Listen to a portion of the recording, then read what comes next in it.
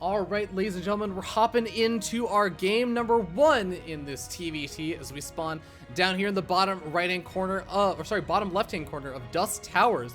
We have the red Terran player representing Team Root. It's Kelazhur, the Brazilian Terran, who was born in the United States and is technically an American citizen, but also a Brazilian citizen, so he can play in this. And his opponent, spawning up here in the top right-hand corner of the map, we have the blue Terran player representing Team Rebirth Esports. Give it up for Jarppi.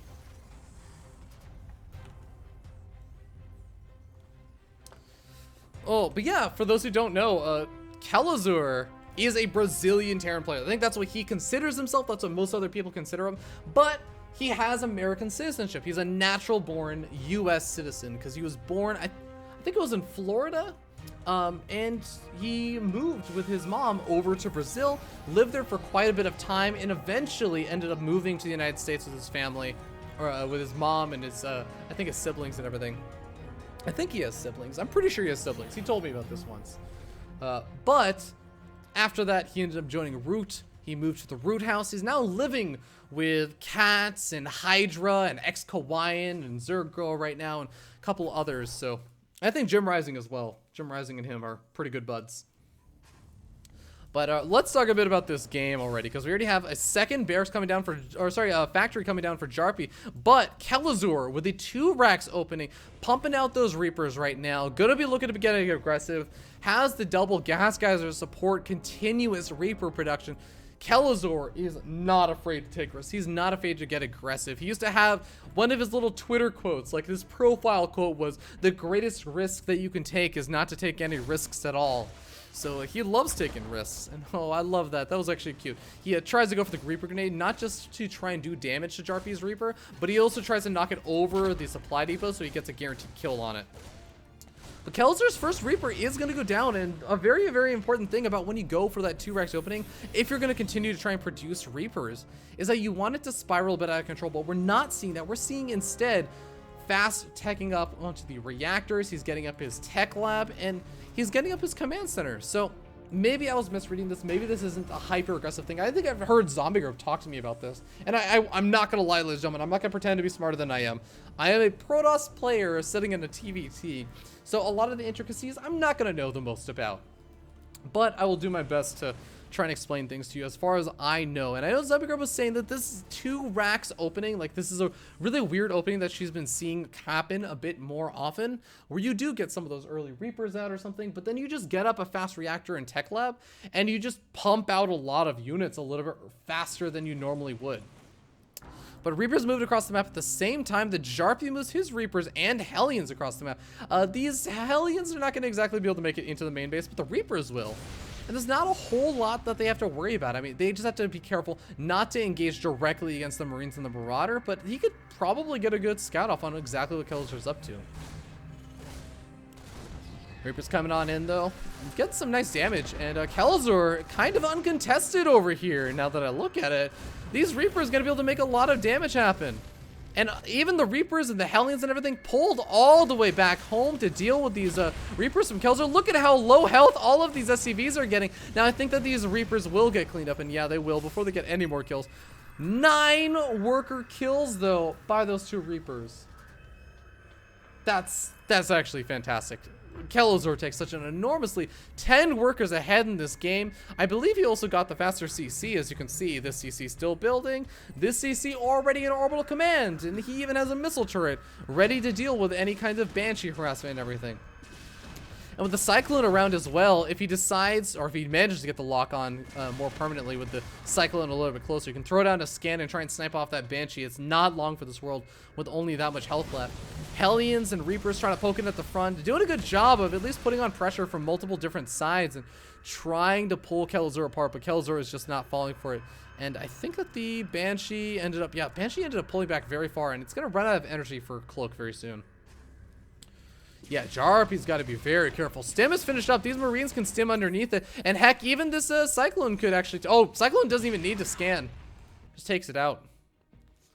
Kelazhur is just taking a massive lead in this game. And there's a reason why he has become a very, very strong player in the foreign scene. Kelazhur is an absolute beast. And any mistakes against him oftentimes will end up getting punished. Medevac drop heading on out. While he deals with some of those Hellions pushing in at the front. But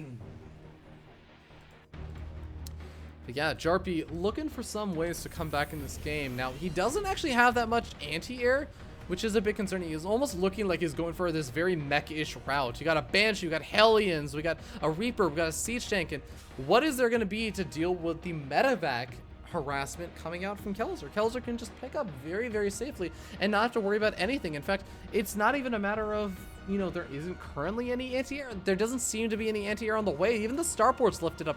Another factory being plopped down. Jarppi's going full-on mech right now, and he's going to be losing more of these workers that he really can't afford to lose. The Banshee trying to get some damage done, only up to 2 kills right now, but natural expansion completely massacred. Kelazhur, if he realizes that these Hellions are here, he can pick up these Marines and get the heck out of there. Loses 4 of them, but not the worst trade in the world. Well, Cyclone gets a little bit low on health, but gonna be able to keep it alive with the safety of that missile turret. Third expansion does get not canceled entirely, but stops building with the SCV halting it. But here we go. Scan goes down, and that Banshee is not long for its world. Boom, it gets taken out. Double medevac on its way across the map. And how does Jarppi deal with this with 0 anti-air? It's the fact that Kelazhur can get free damage ineffectively. That's just the reality of it. Well, Jarppi, Hellions can do a little bit of damage over here, but I mean, even a nice spread and everything. Siege Tank sieging up over here for Kelazhur with actually this the command center and the orbital command over here that was trying to be made are going to make it even more awkward to try and engage into Kelazhur. Kelazhur snipes off the tank as well, getting into melee range and going to shut down the economy. He just takes such a massive lead in terms of this game, in terms of army size and economy, even getting his upgrades where, quite frankly, Jarppi isn't. Jarppi isn't even mining as natural expansion right now. Like, there's nothing going right now for Jarppi.